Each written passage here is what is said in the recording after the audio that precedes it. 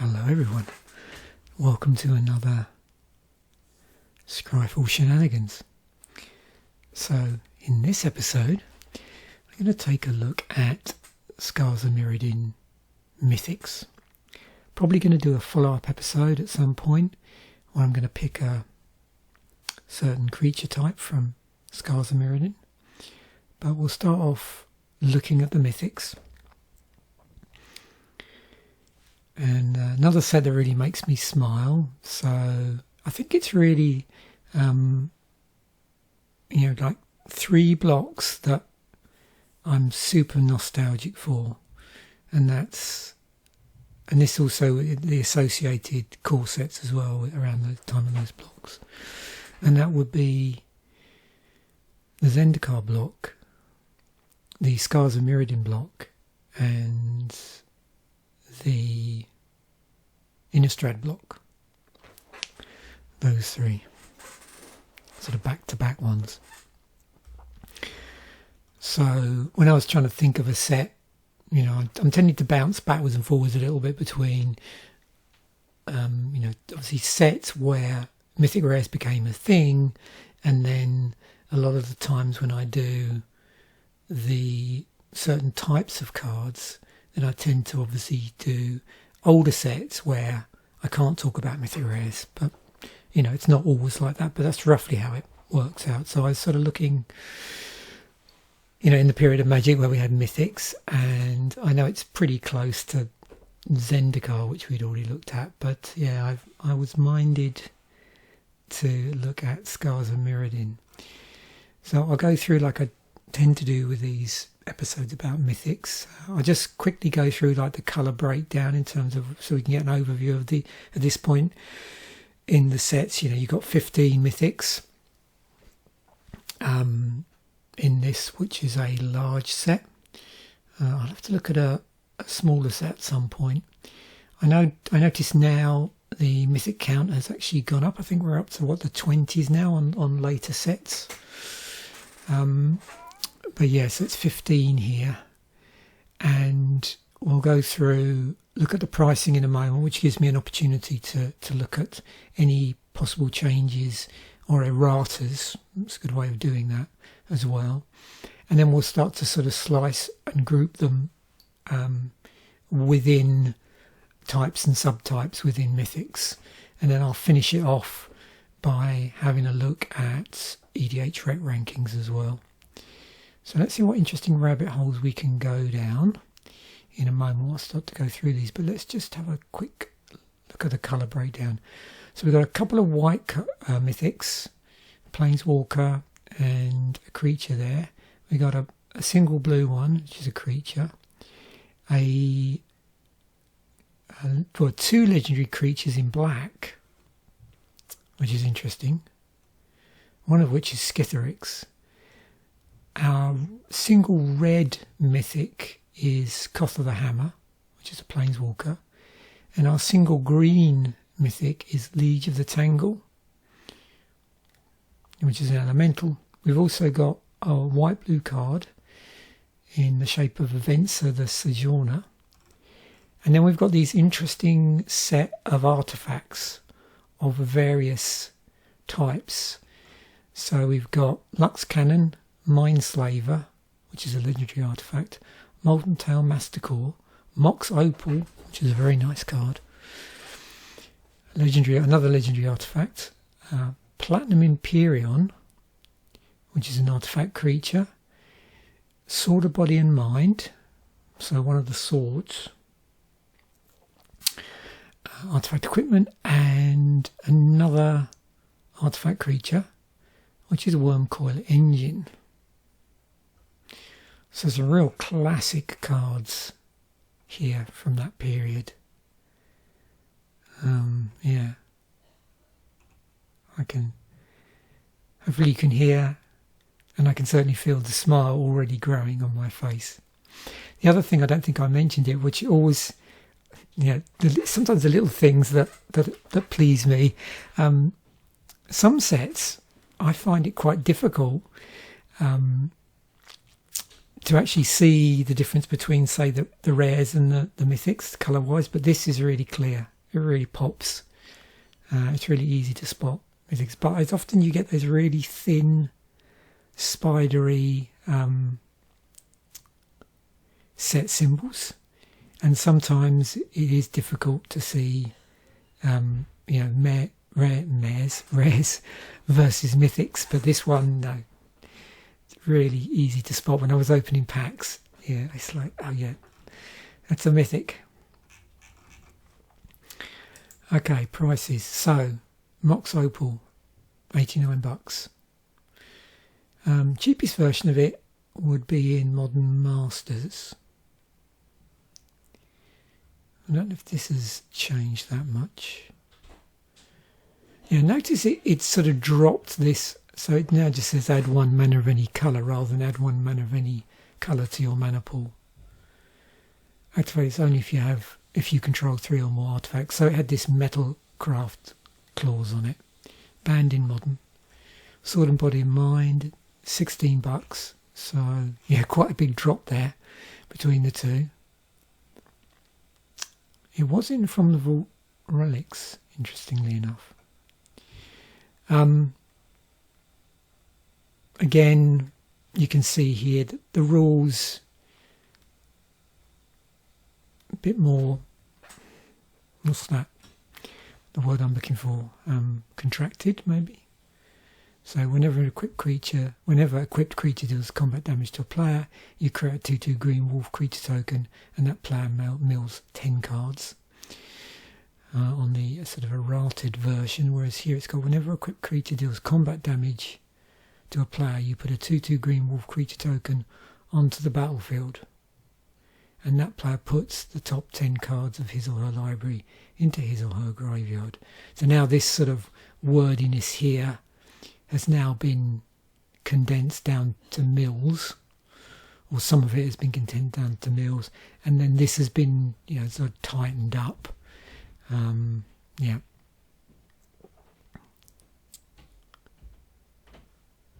In terms of this last bit where it's got 2/2 green wolf creature token, whereas here it says 2/2 green creature wolf token onto the battlefield. Platinum Imperion. So one of these interesting cards where there's this, you know, static ability on it that has a pretty major effect. So your life total can't change. So you can't gain or lose life, and you can't pay any amount of life except 0. So that's $14. Wormcoil Engine. Another one where it looks like they've managed to condense down a bit the verbiage. So that's $12.72. We've got Skithiryx the Blight Dragon for nearly $10. So this flying legendary creature with infect on it, and you can also activate haste, and you can regenerate it through these abilities. So Events of the Sojourner, a 3 ability Planeswalker. So it comes in with 3 counters. You've got +2, -1, and then the -8 ultimate, which generates this emblem. It'd be interesting to look at the rules text for some of these. I know some of them got quite involved rules text. Mindslaver, $3.11. So 4 tap, sacrifice it. You control target player during that player's next turn. Elspeth Tyrell, yep, 3 abilities, 4 counters when it comes into play. 4 loyalty counters, +2, -2, and then this -5 ultimate. Destroy all other permanents except for lands and tokens. Goth of the Hammer, 3 loyalty. There's a +1, a -2, and a -5. Another one with an emblem. It's 193. Lux Cannon, 165. So this uses charge counters, and then you can remove 3 charge counters to destroy a target permanent. So you can charge it up with counters, and then you can take off 3, tap it, take off 3 counters, and destroy a target permanent. And obviously, if you've got things like access to things like proliferate, or anything which allows you to just change counters without being necessarily specific about what the counters are, then yeah, you can obviously also use that to alter the amount of counters on there. Yeah. 0.8, yeah, so yeah, 0.8 of a dollar, so 80 cents. Yeah, so one of these cards which turns lands into creatures, and they're still lands. 8/8 for 6. Indomitable Archangel, another Metalcraft mythic. Artifacts you control have Shroud, as long as you control 3 or more artifacts. So they can't be the target of spells or abilities. Cool. So, yeah, you can shroud all your nice... of course, shrouding this... Yeah, again, you have to be careful, don't you? When you start shrouding things... you then run into problems in that you can't target stuff that's shrouded, so yeah, you have to be mindful with your use of shroud. Guest Lord of the Vault, 59 cents. Yep, another mill card. It's got Intimidate on it, and you can see again this has been simplified, I think is probably a better way of thinking about it. Quicksilver Gargantuan. Okay, interesting shapeshifter card, so you can have it enter the battlefield as a copy of any creature on the battlefield, except it's a 7/7, so it's a May ability. So you can have it come into as a 7/7 for 5. But if you want, you can choose to copy any creature on the battlefield, but they still have to have power toughness 7/7. And of course what you could do is if you played it regularly and you wanted it to come in as a copy, and you had some sort of bounce spell or something that enabled you to either recast it or have its situation where it re-entered the battlefield, then of course that's another way that you could leverage this if it's already in play. Molten Tail Masticore, 32 cents. So this ability that keeps it in play here. So at the beginning of upkeep, sacrifice Molten Tail Masticore unless you discard a card. You can exile a card from your graveyard. Molten Tail Masticore deals 4 damage to any target for 4, that is. And then for 2, you can regenerate it. It's a 4/4 for 4. Yeah, that was always something, and I suppose to some degree this is, the purpose of this. It was always the case, and it would be interesting over time to put, vanilla artifact creatures on a curve. But what you tended to find with artifact creatures is that for their power toughness, they were quite costly to cast. And I suppose part of that was because, they were then, the upside with them, if that can be considered an upside, is they're playable in any deck of any colour. And it's interesting on this, it's a 4/4 for 4, which is really good. And it has these abilities, but its downside is, at the beginning of your upkeep, you have to sacrifice it unless you discard a card. Okay, so let's just go through these, group them together a bit. So yeah, 3 Planeswalkers. And let's see what we can talk about. Okay, pretty simple on the notes and rules information. anything here. Repeatable token generator, life gain, synergy with tokens. I suppose because of this.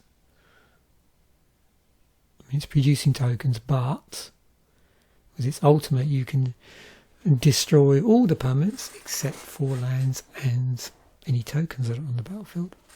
That's across the board. So yeah.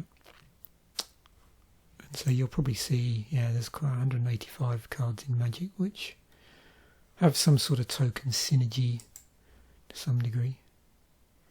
Creature count matters. Yeah. 1 life for each creature you control. 222. Got life gain, repeatable token generator, which is always nice.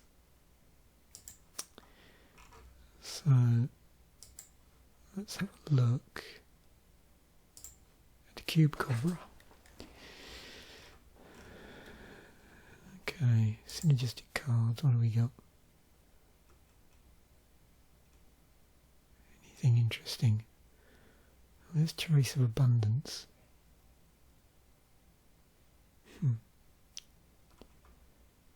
Got a Gideon, another Elspeth.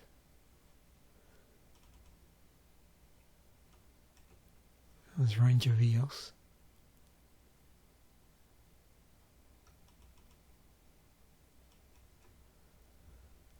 These were interesting. So these tap lands that into the battlefield, but then they scry, and they're dual lands as well.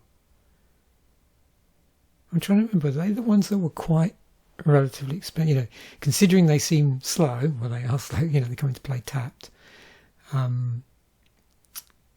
they're a rare, and you get to scry. I'm trying to remember, there were ones like that which were quite pricey, even though they came into play tapped. We got lots of classic, lots of classic white stuff here.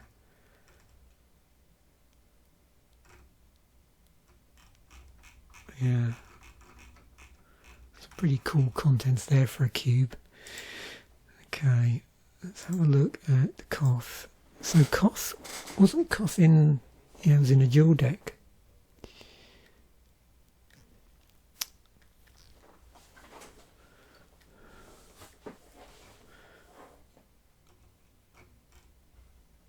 Okay.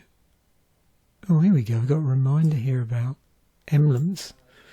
So emblems behave similarly to enchantments. They have an ability that, in a general sense, continually affects the game. The primary difference between them is that emblems are permanents and don't exist. The primary difference between them is that emblems aren't permanents and don't exist on the battlefield. Nothing in the game can remove an emblem, simply because no other spell or ability references them. I've never thought of that. Once you get an emblem, you keep it for the rest of the game. Emblems have no colour, name, card type, or other characteristics beyond the listed ability.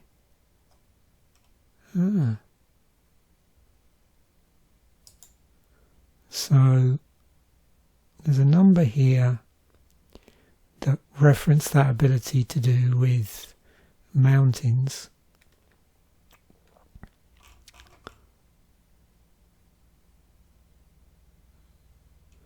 But that's not surprising. It's a pretty mountain heavy card. Cost emblem grants an activated ability to each mountain you control. At any given time for the rest of the game, it will continually check which permanents you control on mountains to determine what has the ability. For example, a mountain that comes under your control later in the game will have the ability, while a mountain you controlled at the time the emblem was created, but that later came under the control of another player, will no longer have the ability.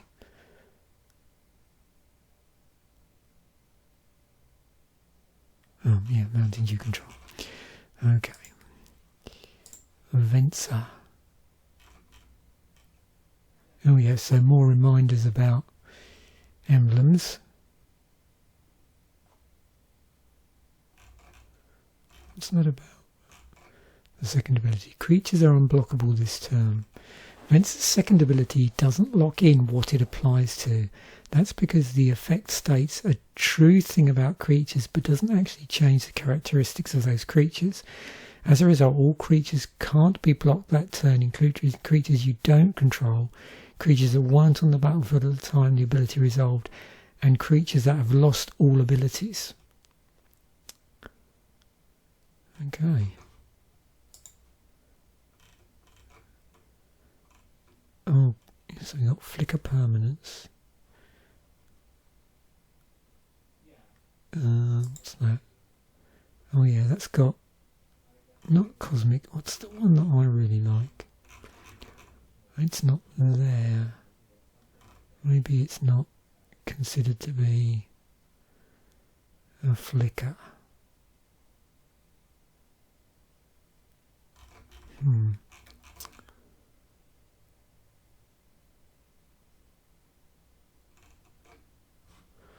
So yeah, only 14 things with a flicker permanent. Oh, I know why, because I think the card I'm thinking of is flicker a creature. But this does, yeah, any permanent. Yeah, so many interesting things that you can use that for, actually.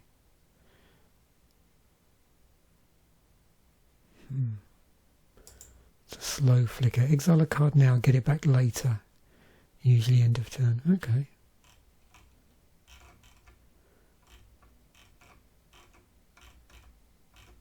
$83 of those. I suppose that could be lots of different types of cards.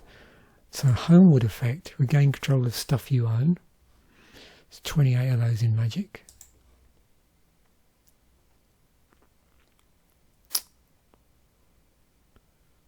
Yeah, so again, so notice the wording here, you own. So why that's a Homeward effect is because if someone's pinched your stuff, because it says you own, you can take something that you own but you don't control anymore, and when it comes back on the battlefield under your control. Unique type line, removal, permanent, exile. Gives unblockable, yep. Oh, okay, no other card has that timeline.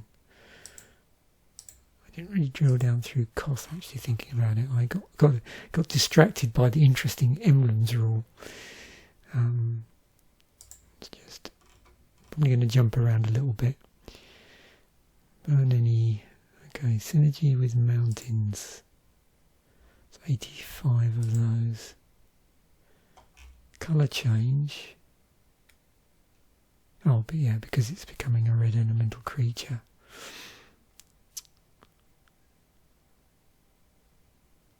Animate land. Adds multiple mana because, yeah, it's for each mountain you control.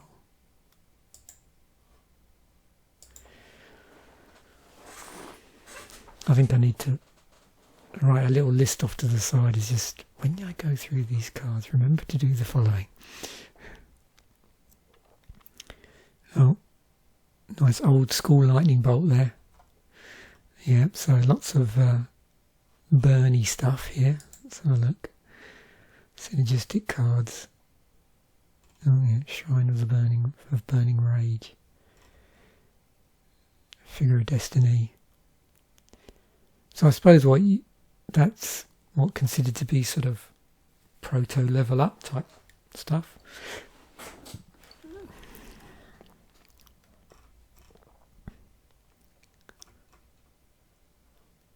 Chandra with 4 abilities. You know, these were called these miracle cards. You cast this card for its miracle cost when you draw it. If it's your first card you draw this turn. And it was good what they did with the borders as well, make it stand out a little bit more, because of course you've got to try and realise that oh yeah, I've just drawn it. Yeah, those are always those sort of cards. Yeah, it's easy to slip up with, I think.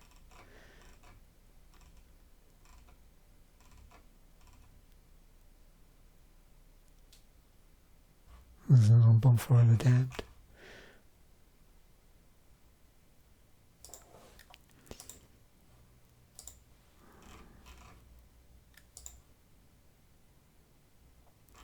Let's have a quick look.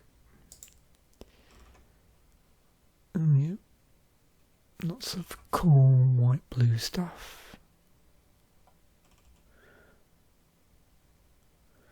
Yeah, this is what I love about when you sort of look at, you know, this sort of stuff to do with synergies, particularly when it's like for a cube. Just yeah, it's so much cool stuff. There's a rune there.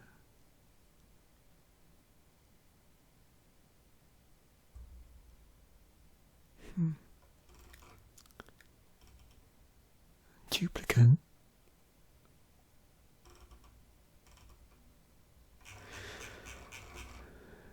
Okay, so 2 legendary creatures. So we just looked at the Planeswalkers, which are legendaries. Now let's look at the legendary creatures. So Geth, Lord of the Vault, and Scryfall. Geth, yeah, I suppose nothing too complicated here. Just a bit of a reminder here. So yeah, sometimes you get these abilities where, you know, obviously it has to be clarified what happens if a player leaves the game. All cards that player leaves the game. So if you leave the game, any spells and or permanents you control from Geth's last ability are exiled. Target card must have a mana value exactly X. You can't overpay to have the player mill more cards. Okay, yeah.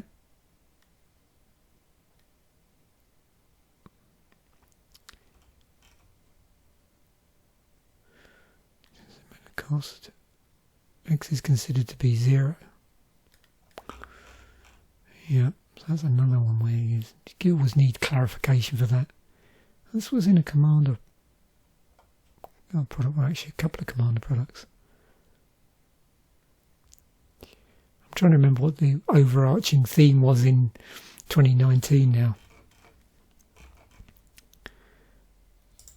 So Tagger, oh. Thefts of creatures with mill. There's 971 cards with some form of mill. Theft of an artifact. How common is that? 47. I'm assuming because does this covers target artifact or creature card. So for a graveyard. And yeah, always interesting as well, you know, the ability to reanimate from an opponent. Because notice it's put target alpha creature card with converted mana cost X from an opponent's graveyard onto the battlefield tapped. Only got 136 cards that do that. Some of these obviously will do dual duty. You know, you can animate from any graveyard. Some will just be your own graveyard. Some will be your opponent's, depending on the intended utility of the card, I suppose, or how it, you know, how it's supposed to synergize. So, oh yeah, you can see often drafted with. Yeah, lots of sort of reanimate and animate dead, and I'm assuming, yeah, things like sort of cutthroat are here. Oh, what's that other one? Oh, where is it gone?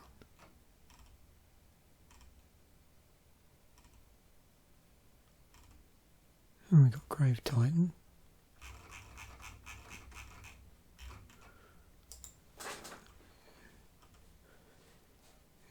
There's the Phyrexian Obliterator.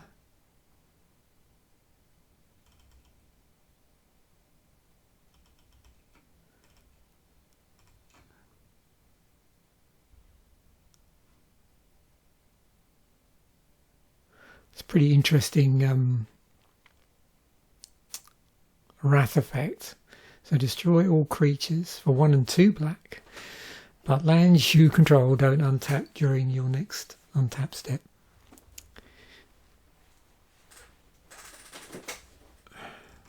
So yeah, downside for getting to Wrath for 3.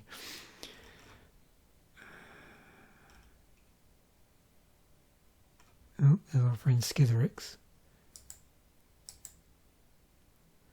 Which rather conveniently. Okay.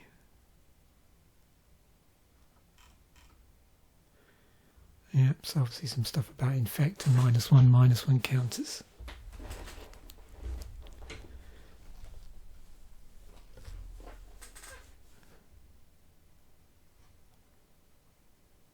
And just a reminder about the, you know, how you lose the game through poison counters on a player. So yeah, only 10.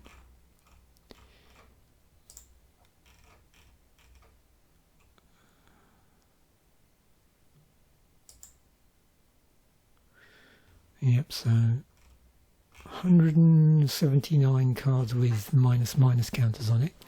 Some of which are, you know, specifically as a result of the card having infect on it. Other ones, you know, just state it explicitly.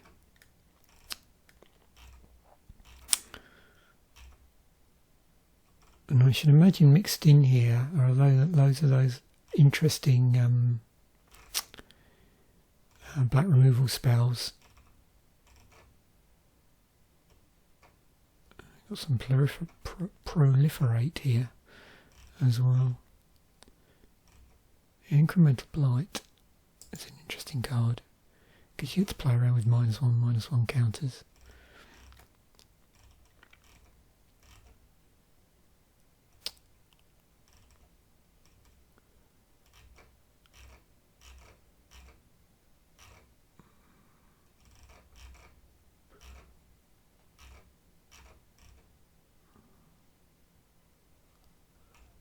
Skin Render. Some of these like put multiple -1/-1 counters on things.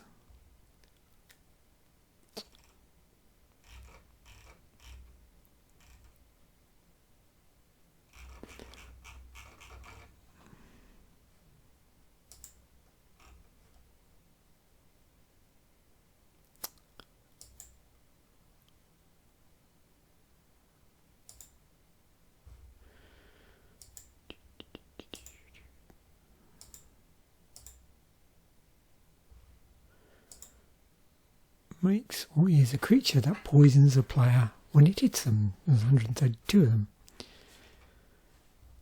including such classics as Blightsteel Colossus. Got Blighted Agent, which is unblockable.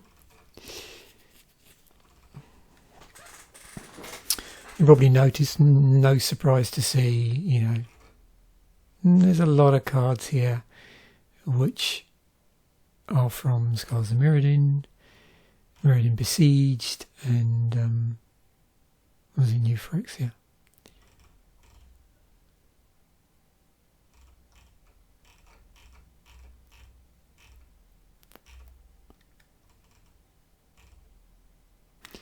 Oh yeah, this Inkmoth Nexus.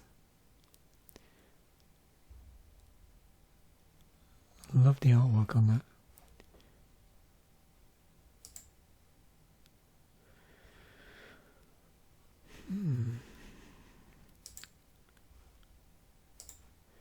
I do love doing these episodes. They're just so relaxing. Oh, Damnation. Right, so we're just looking at the synergistic cards now on Cube Cobra for this card. Orb of Dreams. I love it as well. The nice thing about mixing this in is just because of the way it sorts certain things and the artwork it's showing and various other things, it's a great way of just seeing a different window on Magic. And then you get all these sort of things pop up. Like, yeah. Interesting Inkmoth Nexus artwork. Oh, Glimmer Void.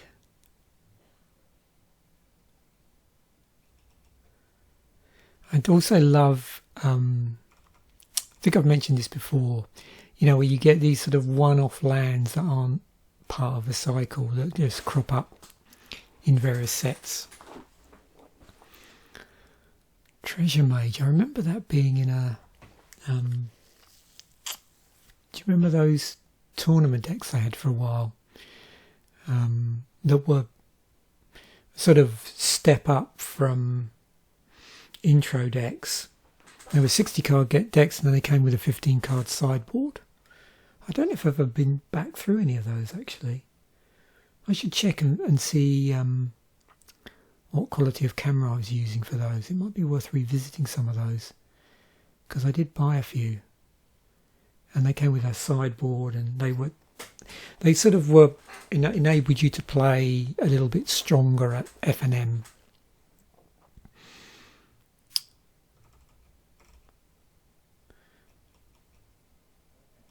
Although wasn't there one where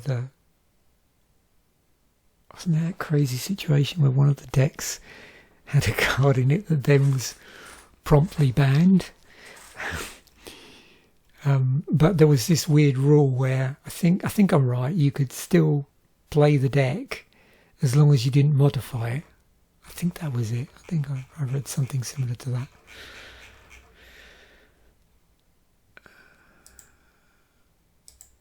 Okay, moving on. So yeah, just 3 regular creatures in this mythic slots for Scars of Mirrodin. So we've got Indomitable Archangel, which has Metalcraft on it. It'd be interesting to win when we get to the weird cards with the static ability that affects. I'm trying to think that the artifact has a pretty major effect on life. So we've got Invasion, Metalcraft, gives so Shroud card. There's 54 of those. As opposed to Hexproof, which is, how do you think about it? Asymmetric Shroud.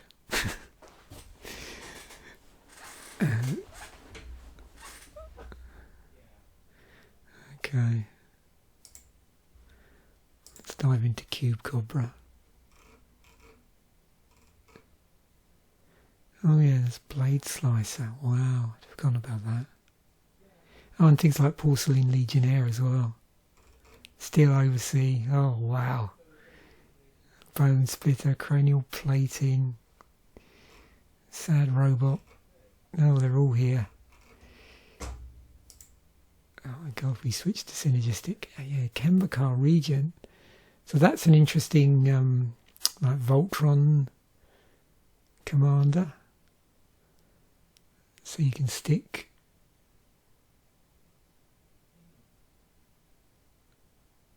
Yeah, so at the beginning of your upkeep, put a 2/2 white cat creature token onto the battlefield for each equipment attached to Kembakar Regent. I mean, it doesn't have to be your commander, but yeah, it's interesting how it scales off the amount of equipment that it has on it.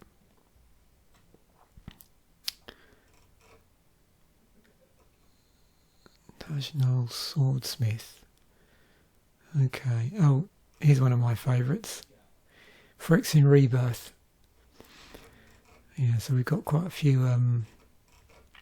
Yeah, what's that from?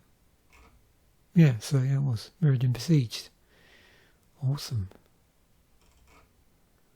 Oh, now I see. I want to look at Mirrodin Besieged Mythics as well, because that was a rare. But I wonder if there's some really cool stuff. Mustardom.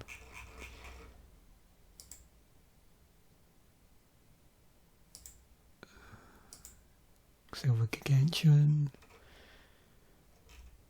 Oh, some nice chunk of rules here. Yeah, I suppose something like this, you'd have to be pretty. There's probably lots of really interesting rules shenanigans that could potentially come up. just because of the way it does things.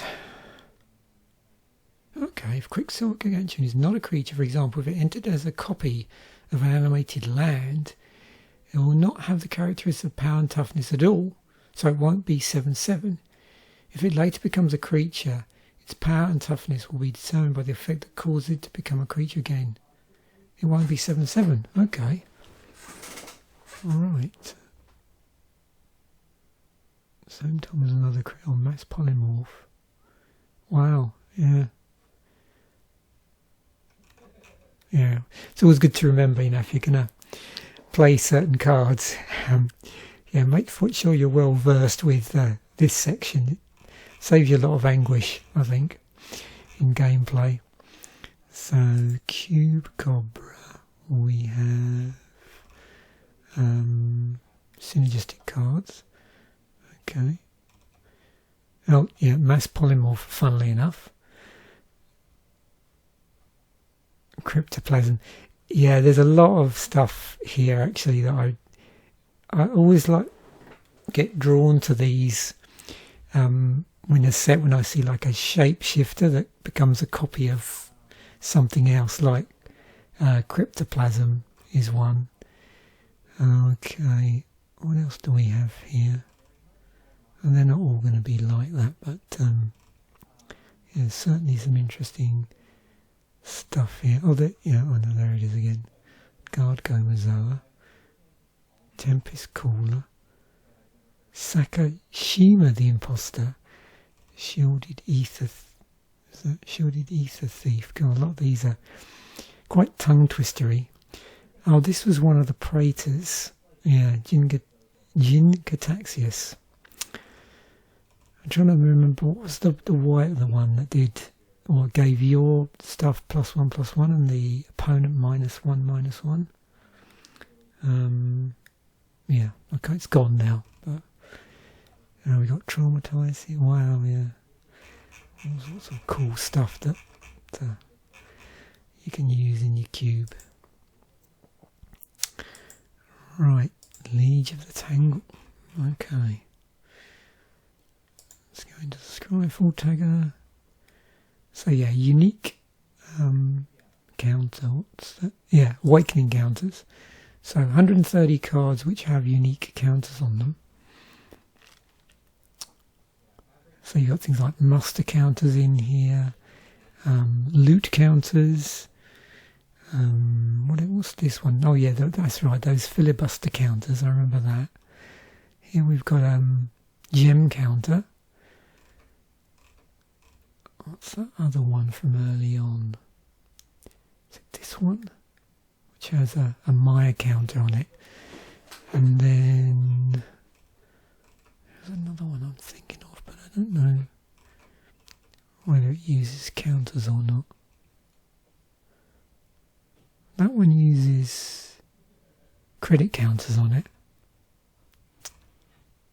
Oh yeah, of course, Jai of all but eyeballs has eyeball counters on it. That's pretty cool.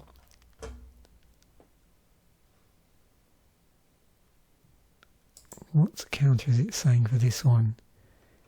Because matrix counter, so it's been errated to a matrix counter.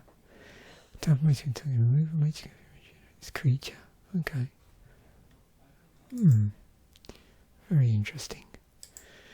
Okay. And what's that about animate land? Did I miss there? Oh yeah, because that's what it's doing. Functional reminder counter. What's that?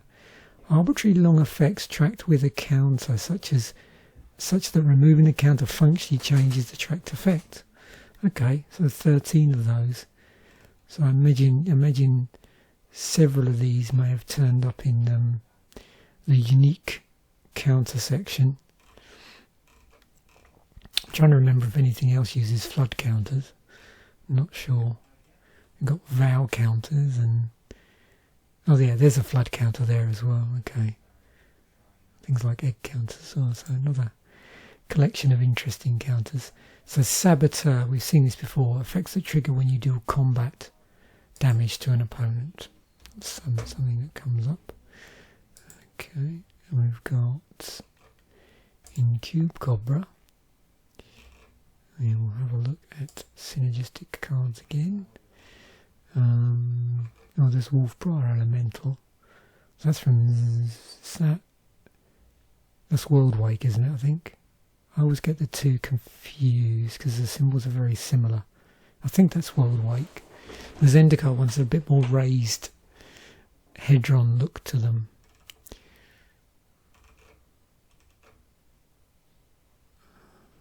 The symbol. Yeah. Cross World Eater. Now, I'm pretty sure that was in... Was that in a dual deck?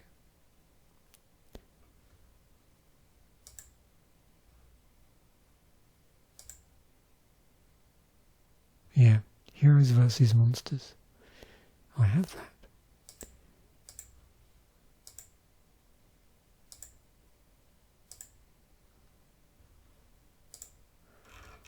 Just go back down this again quick. I think I did.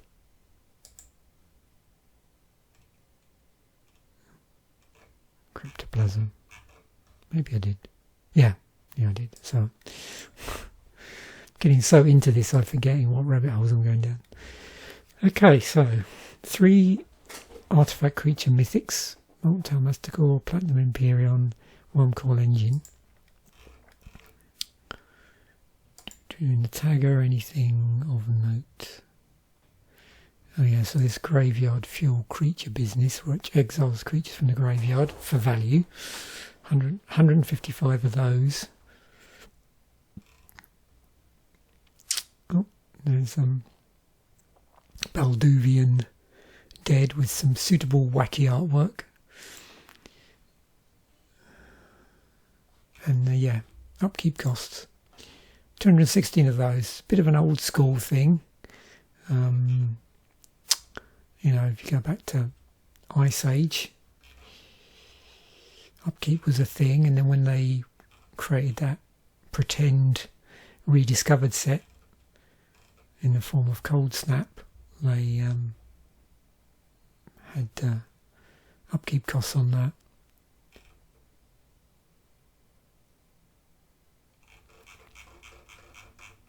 And there's various ways of doing, you know, similar things, I suppose, where you can have cards where you're sort of removing counters, and then when you move the last counter, it just goes away.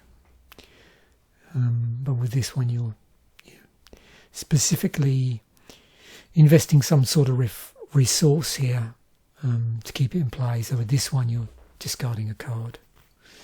And other cards, as you probably saw there, it could be like mana or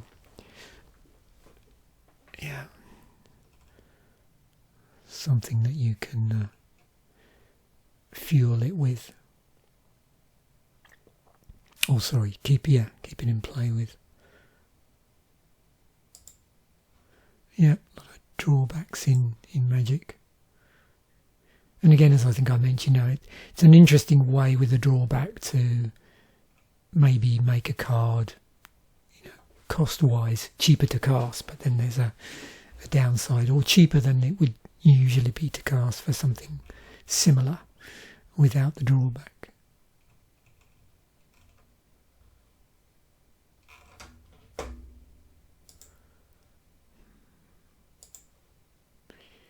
So, what are we going to see in here? This should be interesting.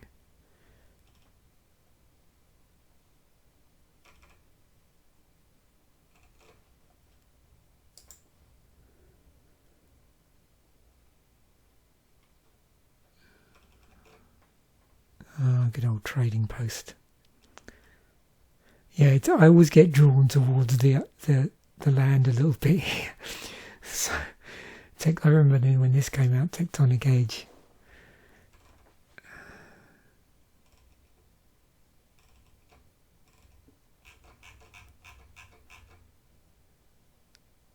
It's a shame there's not an easy way to jump to certain card types, because I'm assuming somewhere down here. Oh, this one, is it going to be buried away in other? Yeah, okay. was hoping there might be a separate section for, non-basic land or something like that. But it was not to be. Platinum Empyrean. You cannot. Your life change or cannot change. Okay. What? Ooh, look at this stuff. The cost would include causing you to gain life, like the alternative cost of an opponent, like an opponent's Invigorate does. That cost can't be paid. Platinum Imperial ability doesn't prevent damage, rather it changes the results of the damage. For example, if a creature with lifelink deals damage to you, you won't lose any life, but its controller will still gain that much life. Similarly, if a creature you control with lifelink deals damage to another player, that player will lose life, but you won't gain any life. Good to know. You can't pay a cost that includes the payment of any amount of life other than 0 life. However, you can choose to be dealt damage, even though the damage won't result in your life total changing. Okay. Effects that replace an event with having you gain life, like Words of Worship. Effect does, or having you lose life will end up replacing the event with nothing. Oh yeah, there we go. So obviously important. In a commander game, the damage dealt to you by commanders will still be counted, even if that damage doesn't cause you to lose life, because you can obviously die through commander damage. So yeah. What interesting synergies might we have here? Oh my word, look at all these. Yeah, another favourite of mine, Steel Hellkite. I think I mentioned before, I was very curious when you get these or functional reprints of these appearing in sets at common.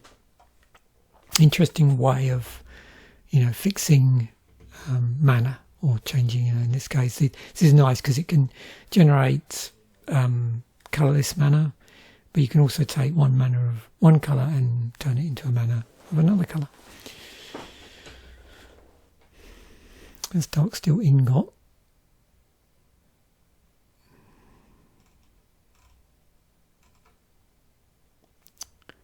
Yeah, we've got cards like this, and then we've got Metal Worker, and there's Wormcoil Engine in some nice old school card borders. Yeah, braids.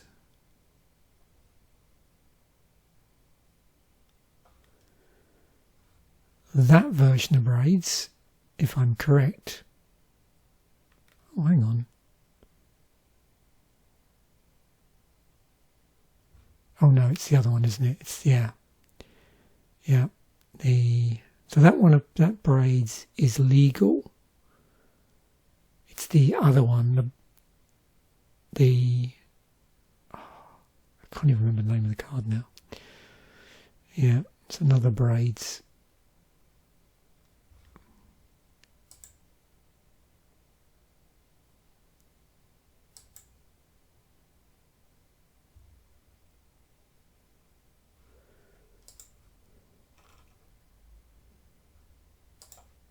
So 57 set life total cards. Yeah, I was trying to think now, what's that art? Yeah, it's Eternity Vessel.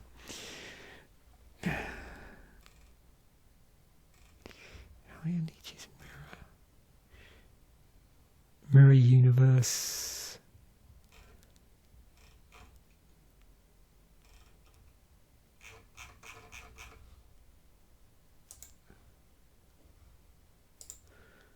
$153 damage prevention use.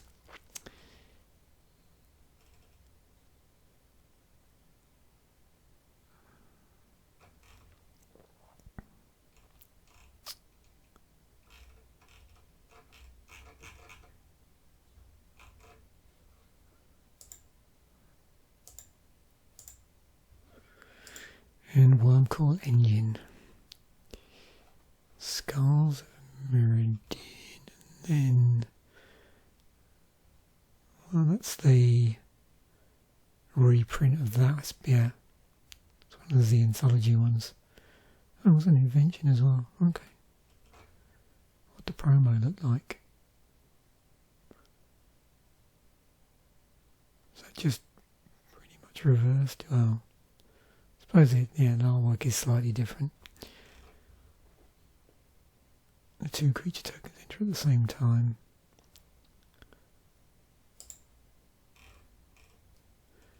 Oh, okay. Spits on Death. We'll have a look at that in a moment. So better than all of these. Axe Grinder Giant. Let me bring that up a bit so we can see this. Jar of the Closed Fist. And is that purely because it's a biggish creature, but it's vanilla. Minotaur Abominator. Phyrexian Hulk. Savitri. So it looks like we've mainly got a lot of vanillas here, particularly from Legends.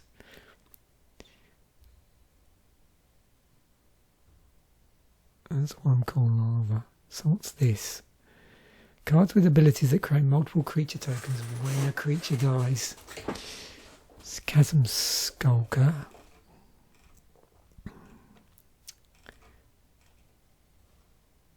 Oh yeah, Hangerback Walker.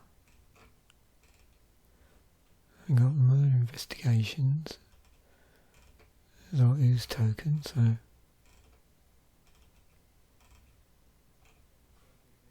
Symbiotic Worm. World Spine Worm, yeah. 15. Was that for 8, 9, 10? For 11. Wow. Trample. When it dies, put 3 5/5 green worm creature tokens from the battlefield. And when it's put into the graveyard, shuffle it into its owner's library. Okay. Oh yeah, Sprouting Thrinax. That does the 3/1/1 green sapling creature tokens.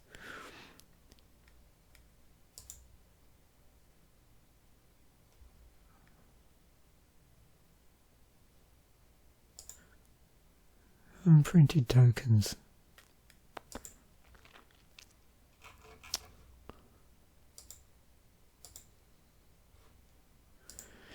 Right, Mindslaver and Mox Opal. So these are both artifacts, both legendary. Oh, well, yeah, because this messes with, controlling a target player's turn. So yeah, you can see lots of notes and rules here about various scenarios. You could gain control of yourself using Mindslaver, but gaining control of yourself doesn't really do anything.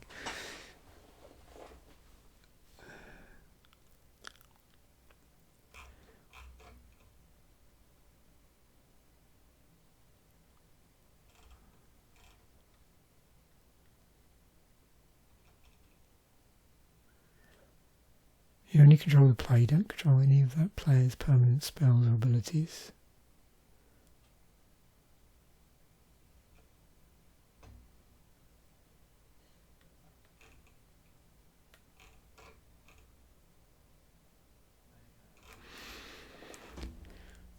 What have we got in attack? Turn control, let's have a look at that. So Mindslaver. So, yeah, not surprisingly, turn control, not something you see a lot of in Magic. Yeah. It's pretty miserable, really, I suppose.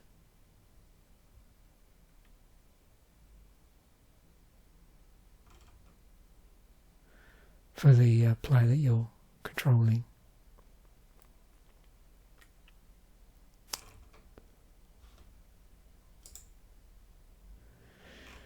So,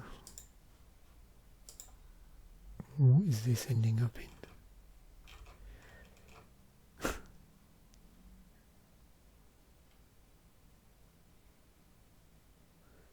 Oh, look at these.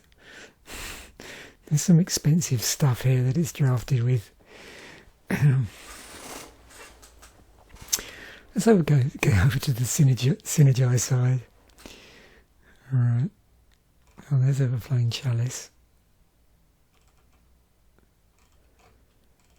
I could just sit here for ages going through these. Just so many classic cards.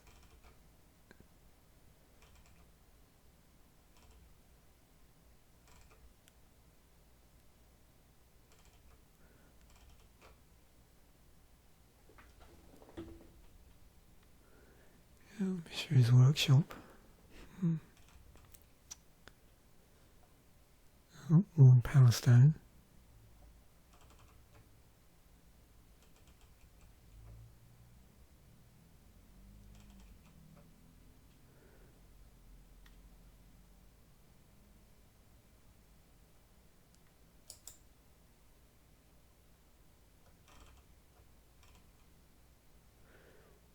Yeah, the signets.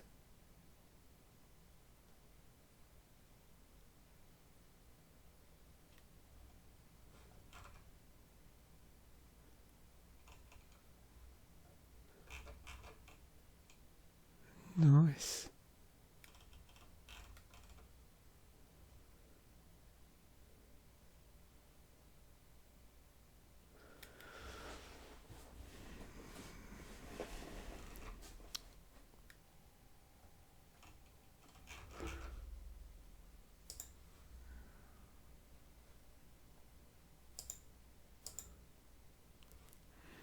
Okay.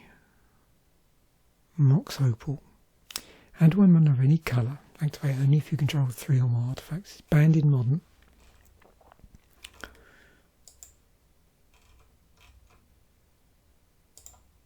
It's a Moxen, of which there are 14. And if you're curious as to the cheapest Moxen, let's have a look.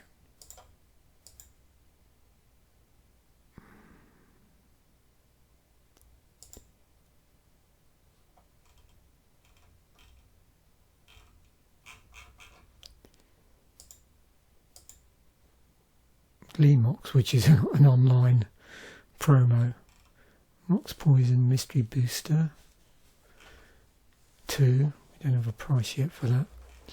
Jack in the Mox was the first sort of... Okay, so Modern Horizons, Mox 10 to light. Chrome Mox, it just happens to be showing the cheapest version, which is a gold bordered one from the World Championship deck. Original Mirrodin is where that's from. Mox Amber from Dominaria, Mox Opal. Then we get into the Emeralds, and we see a jump there, not surprisingly. But this is again a collector's edition. Yeah. Whoa. So it's locking into the collector's editions here.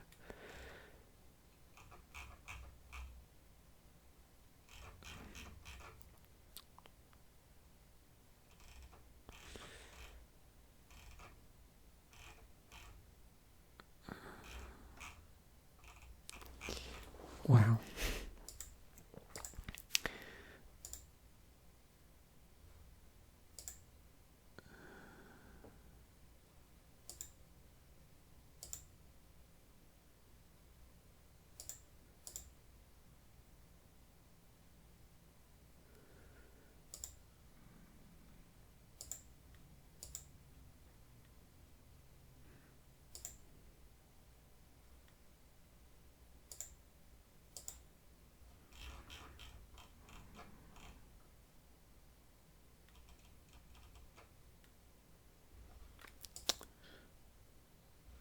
So Mox Diamond 600.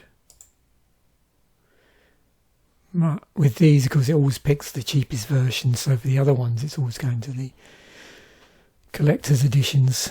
But yeah, when you look at the prices for those, wow.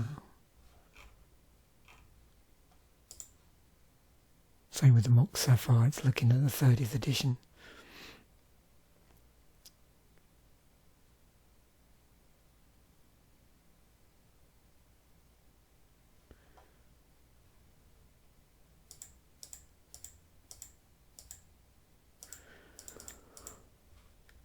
Okay.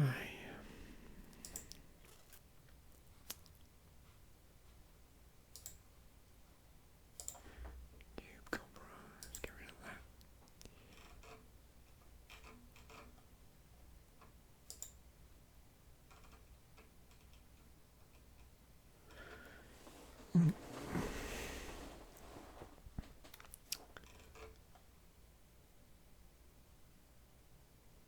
3 artifacts, search your library for an artifact card and put it into the battlefield, then shuffle your library.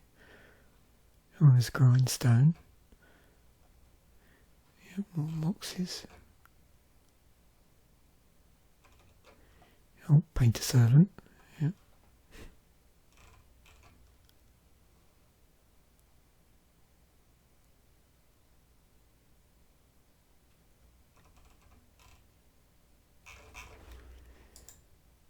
Okay, and then the remaining artifacts, we've got Lux Cannon, which is just an artifact, a Sword and Body of Mine, which is artifact equipment.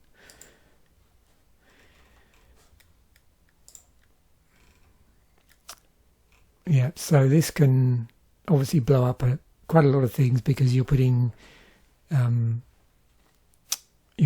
putting counters on it, and then when you get enough to be able to take off 3, and it's up to you when you choose to activate this, you get to destroy target permanent. But notice with this ability, it doesn't blow the Lux Cannon up, it just takes the counters off, so you can just keep putting counters on there, either using this or some other way.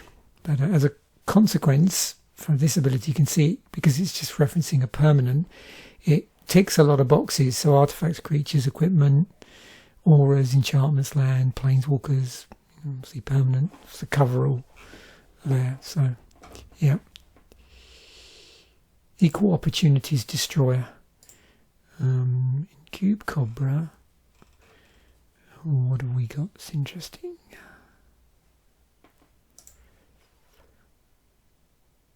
Cloud Key.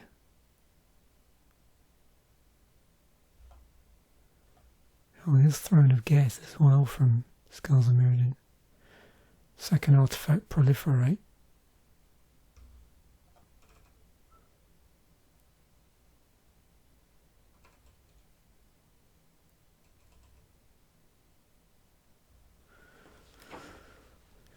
Darksteel Forge.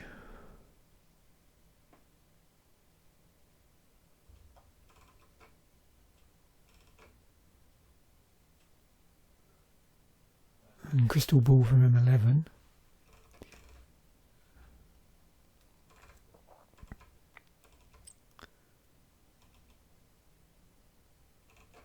I was trying to remember the first time that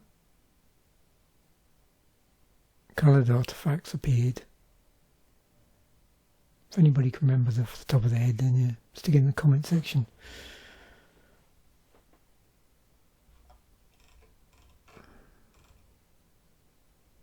Oh, I remember this. So that's Mirrodin Besiege. Fuel for the cause. Counter target spell, then proliferate. Very nice. Yep. Oh, Frost Breath.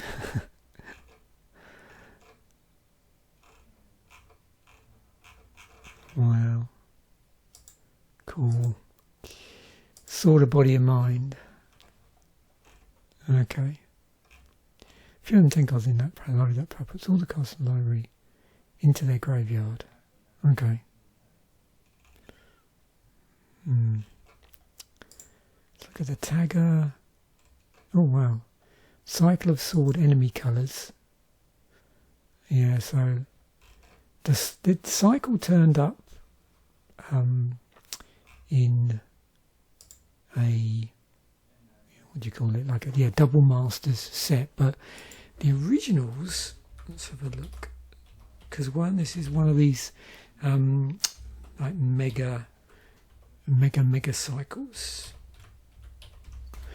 or what do you want to call them. Let's put those by release date order, might be easier to see. And then ascending, yeah. So 2 in Darksteel, 1 in Scars, 1 in Mirrodin Besieged, and then 1 in Euphorexia. Interesting way to do it. Now there's been other swords, but that's the cycle that, the enemy colour cycle that was sort of brought together in Double Masters. And you know, I'm sure there's other sets where that's the case, where you've had a cycle that's been spread out and it's like one of these mega cycle type things, and then it gets all glued together in a certain, you know, reprint set, sort of stuff. So you can see this card, because of its abilities, like ticks a lot of boxes. So protection, hate blue, mill, evasion, gives evasion, hate green, repeatable token generator, and another saboteur card, triggers when you deal combat damage to an opponent. So yeah, and then we've got Cube Cobra, which would be, okay, we're seeing Soul Ring a lot here, as I often drafted with, but no surprise there. Oh, Jite and Mutavault, wow, and sort of Light and Shadow, Sword of Truth and Justice,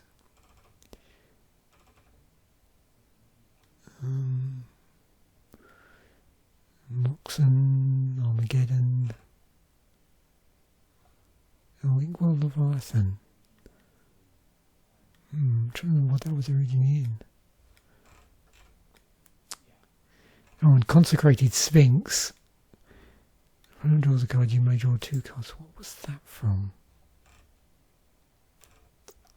Oh, Mirrodin Besieged. See, there's loads of really interesting cards in this block.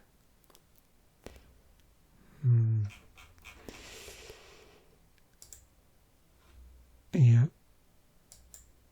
Definitely going to have to have a look at some of the other sets in the block. So, in terms of EDHRec ranking, yeah, this is the order. Not surprisingly, Mox Opal, yeah, it's in, yeah, a fair number of decks in the database. And then at the other side, let's just actually, so if we look, so Skitherix is the first legendary in that sort of ordered list. So, you know, sort of things it's going in: Infect, Phyrexians, Equipment, Voltron, Skeletons, Dragons. Oh, this Plague Stinger, Lash Rise. Oh dear me. I'm definitely going to have to take a look at some other cards from the block, just not just in this series, but just for fun, without doing any videos. Makes me want to look at the whole set again. What I'll do is, I always do, I'll include a link in the description to any set musings episodes I've done about this, or anything similar, like any artwork videos, if you want to check out them if you've not seen those videos. So what do we got bottom of the pile? Molten Tail Masticore. 105 decks. Oh, Top Commander. Drazen the Infinite with Death Touch. I wonder if you could, I don't wonder how many Masticores there are in Magic. Is that even a thing? If I do Masticore. Oh, 6, there you go. There's the starting of your Masticore deck. What's the, so if you were to collect all the Masticores, Masticore in there, I'll do a type in a moment, but let's just see, because this is always interesting. So we got full by US dollars. Okay.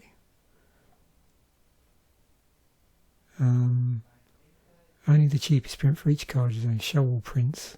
Okay, I mean I can do that, but I don't know if I'll. That's going to show them all. Okay, fair enough. Well, that's how you do that then. Right, double plus Masticore. That's worth remembering. I did not realise that. Oh, is that because of the World Champion? Okay, I see now. So these are the World Championship ones. So there is a From the Relics.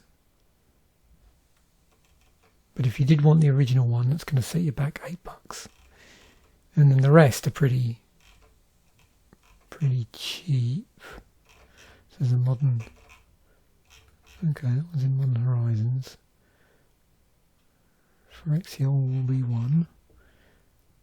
Oh, that was actually in 10th edition. And Fifth Dawn. Okay. So there's a nice foily version in 10th edition. Notice as well, look, I think I've mentioned this before, you know, like a difference here between the wording. Or the way the rules text is laid out. Even though they're in the same set.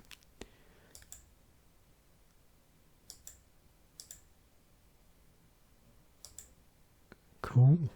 I think I probably said cool multiple times in this video. But yeah, no, this is, oh, I do enjoy this so much. Well, that was very interesting. Thanks once again for watching. Bye for now, and I will catch you in a future video.